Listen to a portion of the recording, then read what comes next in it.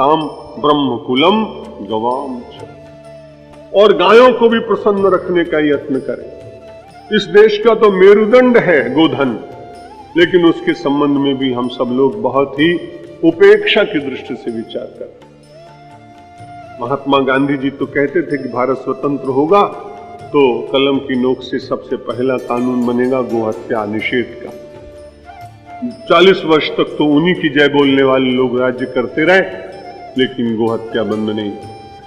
उसके बाद भिन्न भिन्न अलग विचारधारा के लोग आए, उन्होंने भी गोहत्या बंद नहीं की। भारतीय सिद्धांतों से अधिक प्रेरणा लेने वाले लोग आए, उन लोगों ने अभी भी गोहत्या के संबंध में कुछ विचार नहीं किया। अभी मैं 4 दिन पूर्व राम सुखदास जी महाराज परम त्यागी संत हैं, उनके यहाँ गया था। बड़ी भारी समस्या है इस देश में, लोग गर्भस्थ शिशुओं का हनन करा देते हैं और भ्रूण हत्या से बढ़कर संसार में कोई पाप नहीं होता। और यही स्थिति रहे तो इस देश में हिंदू निश्चित रूप से हम लोग माइनॉरिटी में हो जाएंगे। और जिन लोगों को खुली छूट है कि वे चाहे जितनी संतति उत्पन्न करें, वो उस देश में फिर से वैसा ही करेंगे जैसा कभी औरंगजेब के जमाने में हुआ था। ये विभीषिकाएं देश के सामने। आप अध्यात्म का चिंतन करते समय इन बातों को भी कभी कभी जरूर विचार करिए। माला जपने से निश्चित रूप से कल्याण होगा, तीर्थ में जाने से पवित्रता मिलेगी, संतों की सेवा करने से धन पवित्र होगा, लेकिन अपना राष्ट्र ही नहीं रहेगा तो हम सब क्या कर पाएंगे। इसलिए राष्ट्रीय जीवन का चिंतन, ब्रह्मकुलम गवांश्च।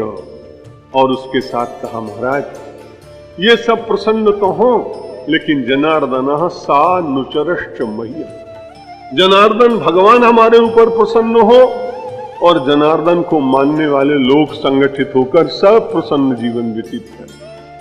दुनिया में जितने लोग हैं आप देखेंगे जो सज्जन लोग हैं उतने संगठित नहीं।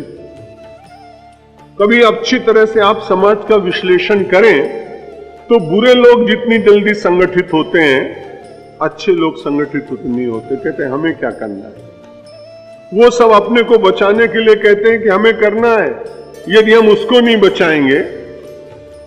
कभी हमारे माननीय लालू प्रसाद जी कहते हैं कि जयललिता को बचाना है, और जयललिता जी कहते हैं कि लालू प्रसाद जी को बचाना। वो बड़े संगठित हैं क्योंकि उनके पास 66 करोड़ का घपला है तो उनके पास 900 करोड़ का घपला। लेकिन ये बड़ी कठिनाई कि सज्जन लोग कभी आपस में विचार नहीं करते कि नहीं हम संगठित होकर सद्गुणी लोग मिलकर और इस देश में असद्गुणियों को आगे नहीं बढ़ने देंगे। इस प्रकार का विचार हम सब लोग नहीं करते। हम बड़े आस्तिक होने के कारण कहते हैं भगवान बड़ा समर्थ है, सब अपने आप करेगा। भगवान कहते हैं भाई तुम करो, हम कहते हैं भगवान करे, और इस बीच में जो बीच का काल आता है उसमें दुष्ट लोग कहते हैं न तुम करो न भगवान करे, हम तुम्हें करके बताते हैं, और ये देश बिगड़ जाता है। सोमनाथ महादेव के समय में यही तो 60 पुजारी मिलकर कहते हैं भगवान का रक्षण हम क्या करेंगे, भगवान स्वयं समर्थ है, और वो केवल मूक दृष्टा बनकर बैठ जाते हैं। और गजनवी के लोग आकर के और इस पवित्र शिवलिंग को अपने हथौड़ों से तोड़ डालते हैं। कुछ लोग मारे जाते हैं, कुछ लोग शरणागत होते हैं, कुछ केवल तटस्थ बैठे रहते हैं, और इतिहास इस प्रकार से कलंकित हो जाता है। प्रसीदताम ब्रह्मकुलम गवांश्च जनार्दन सा नुचरश्च मह्यम। राक्षसों के विनाश की बात आगे आ रही है, इसलिए सारी बात आज की भूमिका में आप समझिए। क्योंकि उस समय बहुत तंग कर रहे हैं लोग, यज्ञ नहीं करने देते विश्वामित्र जी को, इसलिए विश्वामित्र को अपनी साधना छोड़कर राजा के पास मांगने के लिए अवसर आया। कई लोग कहते हैं कि जब इतने तपस्वी थे, इतनी शक्ति थी, तो आपने आप ही तपस्या से क्यों नहीं मार दिया? राम जी को लेने के लिए क्यों गए? वशिष्ठ के पास क्यों कहलाया? मंत्रणा क्यों कराई? देखिए आज भी आप जानते हैं सबके विभाग अलग अलग होते हैं। उसी तरह से प्राचीन काल में तपश्चर्या, साधना, अनुष्ठान और शक्ति संग्रह ये कार्य ब्राह्मणों का और ऋषियों का था। लेकिन किसी पर शक्ति का प्रयोग कराना हो तो ऋषि कभी नहीं करेगा। आज भी आप देखें जो वित्त मंत्री है वो प्रसारण मंत्री का काम नहीं करेगा, और जो प्रसारण मंत्री है वो सेना का काम नहीं करेगा। जिसका जो पोर्टफोलियो है जो विभाग दिया गया है वो उसी का पालन करता है। ऋषि का ये विभाग कि वो साधना करे, शक्ति संपन्न हो, मार्गदर्शन करे, लेकिन जब किसी का वध कराना हो तो ऋषि स्वयं वध न करे, नहीं तो इतिहास कलंकित हो जाएगा कि ऋषि ने उसको मारा। यह क्षत्रिय का कार्य है जो राज्य का संचालन करता है कि दुष्टों का दंड वो दे। इसलिए दुष्टों को दंड दिलाने के लिए जो निश्चित है उस क्षत्रिय को प्रसन्न करने के लिए, आज्ञा देने के लिए, और वशिष्ठ जी की मंत्रणा के द्वारा और तैयार करते हैं कि राम और लक्ष्मण को दे दीजिए। वे चल पड़ते हैं।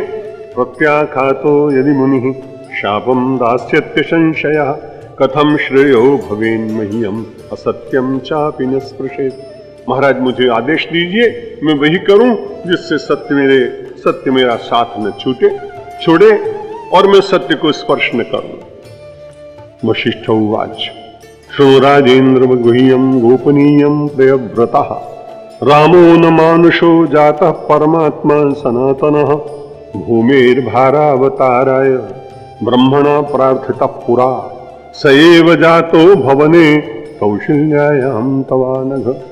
बार बार व्यक्ति को मोह सताता है और मोह का जब पर्दा पड़ जाता है तब सत्य की विस्मृति होती है। हम सभी लोग जानते हैं। आदमी निरंतर अनुभव करता है कि मैं ब्रह्म का अंश हूं या ब्रह्म स्वरूप हूं, लेकिन जब जब कभी माया का आवरण पड़ता है तब वो अपने सत्य स्वरूप का विस्मरण करता है। इतना समझाने के बाद भी पुनः राजा दशरथ विचार करने लगे, राम मेरा बेटा है, लक्ष्मण मेरे पुत्र हैं, इनको कैसे जंगल में भेजा जाए। पुनः उसी ममता के सूत्र को वे उसे परिपक्व बनाते हैं, दृढ़ करते हैं। वशिष्ठ जी को फिर समझाना पड़ता है, राजन मेरी एक बात सुनो, मैं तुमको अत्यंत गोपनीय बात बताता हूं। तुम्हें बार बार ऐसा लगता है कि राम मनुष्य है, बस यही तुम बार बार भूल जाते हो। लेकिन याद रखो, रामो न मानुषो जाता। राम मनुष्य के रूप में भले हों, लेकिन ये राम है नहीं। ये कौन है? परमात्मा सनातना। बड़े भाग्यशाली हो तुम कि तुम्हारे परिवार में, तुम्हारे आंगन में तुम्हें प्रसन्न करने के लिए, अपनी तोतली बोली सुनाने के लिए और अपने घुटनों के बल चलते चलते आंगन में सुंदर झंकृत करने के लिए घुंघरुओं की वे यहां प्रकट हो गए, एक अलग बात है। लेकिन ये तो वास्तव में तुम्हें दे देना चाहिए। बड़े प्रेम से वशिष्ठ जी ने कहा विश्वामित्र के साथ दे देना चाहिए, इसलिए क्योंकि उन्हें अपना कार्य करने। कोई आदमी बहुत देर तक बात करता रहे तो आप नम्रता पूर्वक क्या कहेंगे कि भाई ऐसा है कि मुझे काम एक बहुत जरूरी है, मुझे आप जाने दीजिए, फिर अपन कभी बातचीत कर लें। बहुत देर तक मंत्रणा चल रही थी तो वशिष्ठ जी ने बड़ी सीधी सी बात कही कि राम परमात्मा है, सनातन है, मनुष्य नहीं है और एक विशेष कार्य के लिए आए।